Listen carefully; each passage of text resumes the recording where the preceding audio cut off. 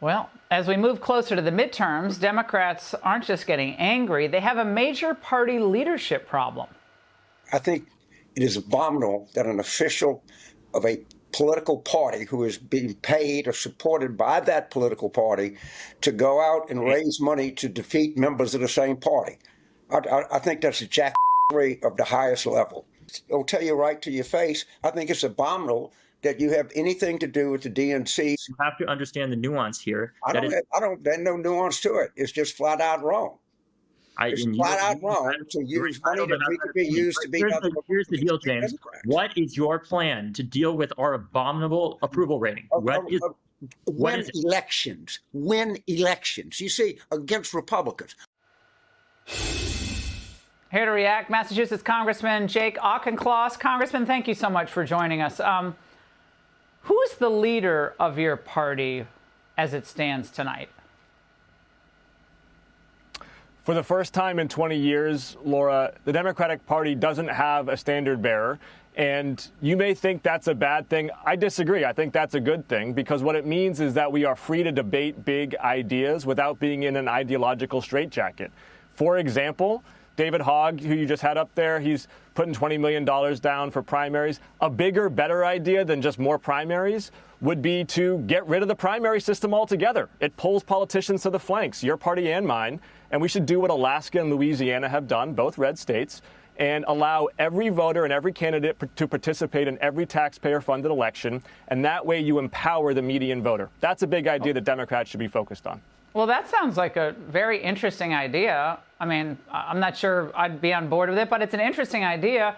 Why don't they make you the co-head of the DNC? I mean, you have more experience, obviously. I mean, look, you got Carville, who knows how to win elections, right? He's been around for decades. He knows political history, knows the ins and outs. You can't go after every incumbent. You can't threaten every incumbent. That is a disaster.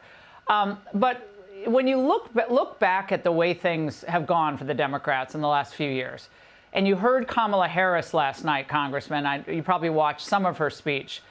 Do you think the Democrats, again, as of tonight, are answering the concerns of the middle class that have begun to turn away from the Democrat standard bearers? Democrats have an opportunity to answer those concerns. Right now, in a Fox News poll, only a third of voters think that Donald Trump's doing a good job on tariffs and inflation. Democrats have a chance to say, we are now the party of free enterprise, free trade with free people to build a strong middle class with lower costs, particularly in housing and health care. Here's how we're going to do it. We're going to peel the bark off the health insurance corporations. We're going to build 7 million units of housing. We are going to deliver excellent education to every kid in this country. No, I get that, but you had 4 years of Joe Biden and Kamala Harris, and for part of that time, you had a Democrat Congress. So, like, you had all that time. Biden said it was going to be a new era for America. So what happened? We accomplished a lot in that first term. We got infrastructure. We got chips and science, which was domestic semiconductor manufacturing. We got gun safety legislation that the Trump administration is now rolling back. We now, though, have to do more. We have to do more on the border. You're right, Laura. 5 million people crossing the border under Joe Biden without documentation was not acceptable. Did you say 5 million? Democrats need to seal the border. Congressman, you're obviously very smart. I'm not trying to patronize you. You're very smart. And you know it's not 5 million, right? So 5 million without documentation. Laura, we don't have to debate the actual number. Right, but numbers matter, right? Numbers matter because I think you're right to point out the need to connect with the middle class. You know, I came from middle class. You know, I don't know where you came from. I came from middle class. So connecting with the middle class, how does when you say an open market, free market, well, free market's nice in theory, but if you don't have an auto industry at the end of the free market, how is that good for the middle class?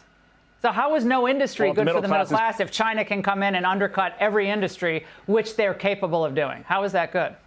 But if the middle class is paying $7,500 more for a car under Donald Trump's tariffs, how is that good for the middle class? What we need in this country How did we ever survive as a country before China became a member of the WTO? I mean, we became the world's biggest superpower before China was dumping product, right? So we obviously are capable of having a strong manufacturing class, which Democrats used to really support.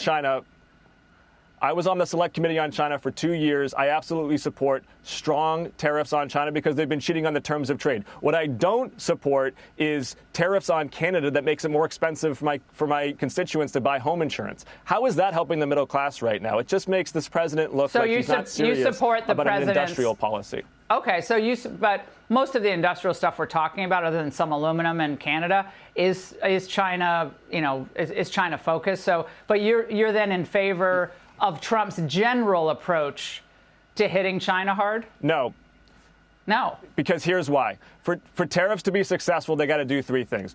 One, they've got to be nested within an industrial policy that actually has a point of view and a plan about how we're going to re-domesticate manufacturing. He's not doing that right. Number 2, they've got to be aligned with our allies so that our allies and adversaries know what to expect. Yeah. And then number 3, Laura, they got to be done through Congress because no one can plan around this guy's tweets. I got business owners in my district who are saying, I literally have no idea what the next 12 hours is going to bring. Uncertainty is toxic for business. Well, by the end of it, I think we'll probably end up having about a 30% tariff on China, which probably is actually good news for you and your constituents. But we'll see. We'll see where it lands. Congressman, loved having you on. Thank you very much.